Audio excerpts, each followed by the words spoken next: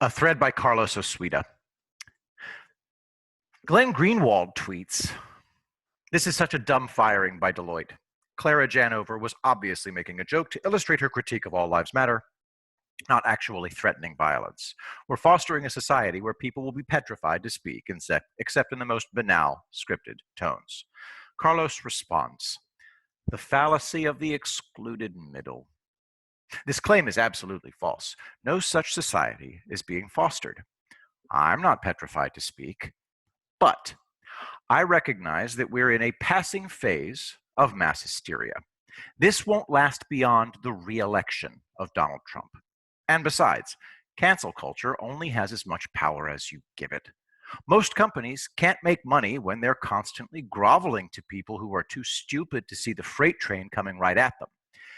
In the 2008 Georgia primary, Obama got 704,247 votes. In the 2020 Georgia primary, Trump, running unopposed, got 714,848 votes. Pandemic, economic shutdown, and riots had zero impact on Trump's support in a state where the Democrats have a 2% advantage. Cancel culture doesn't see what's going to happen. After Trump is reelected, everyone is going to start telling race baiters, etc., to cram it. I repeat, I'm not petrified to speak, but I'm certainly not going to bait people.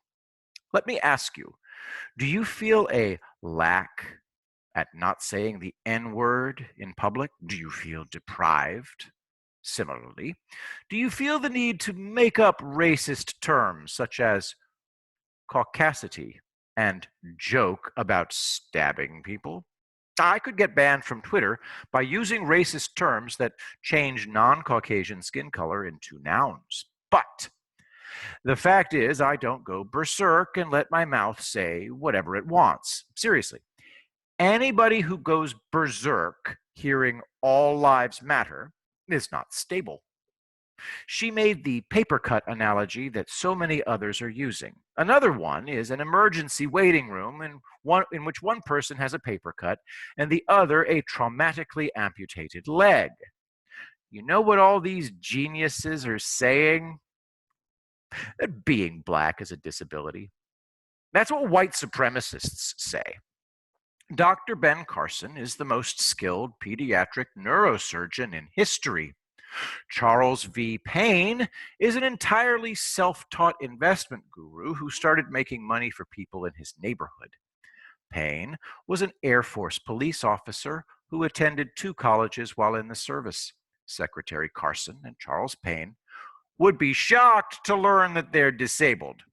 In this phase of mass hysteria, leftists are reintroducing Jim Crow laws, but in reverse. And now we have apartheid. One national anthem for black people and another for the rest of us. Separate hotels, airliners, and waiting rooms are next. What happens to black Americans who refuse to ride on black-only airliners? The leftist brown shirts will beat them bloody. That's what'll happen. This can't last because it's too insane. All insanity gets worse if untreated, and it never levels out. And insanity is catching. I never use slang. For a long time, everyone was saying, "That's not okay." I even saw a video of a shooting in Chicago where someone said as she stood over the corpse, "That's not okay." Really? Are you sure?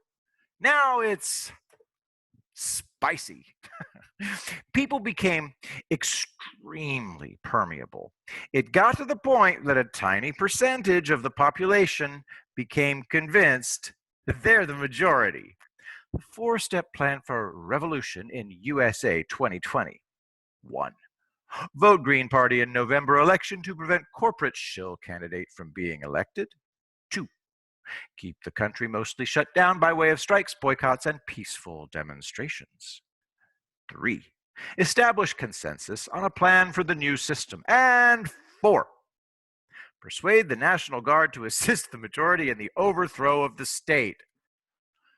They think that Trump is universally hated, so they're actually saying that Joe Biden only has to stay alive to win. I hope Catholics won't be too offended by what I say next. Don't worry, Carlos, I'm not. But it was truly horrific to see Pope John Paul II in his final days. He couldn't walk, he couldn't speak, he couldn't sit up straight. The actor, Glenn Ford, lived to be 90. He stopped appearing in public long before he died. Old age isn't a curse. This man, Donald Trump, is 74. I'm almost 60. It's not a big deal. The goal is to be 70, then 80, then 90, then 100. But I'm not running for president. Just being alive isn't good enough. A president must not have dementia. It's an automatic disqualifier. And that's what I mean by this phase being too insane to last. The Democrats are going to run a man with senile dementia. He always has an earpiece so that now he can be fed his lines. Guess what? If there are debates, Trump just has to wear a jammer. Or, since the earpiece is wireless, Trump can't wear a transmitter that injects, Trump can wear a transmitter that injects malware. Biden's earpiece can be hacked, and he can be fed lines. My plan is to cut off the feet of everyone who's left-handed. Silence. But the insanity hasn't peaked yet. Give it another couple of months. After the Democratic National Convention, Trump goes all in. As the 2016 election proved, Trump's support can't be gauged, and nobody can poll for electoral votes. The electoral votes go to the candidate with a plurality of votes, not a majority. A plurality of the votes is more than all the other candidates. That's how Hillary won the popular vote, but not the Electoral College vote. By targeting the right counties, Trump can win by electoral votes again. But I think he'll get the popular vote too. Everything is fine.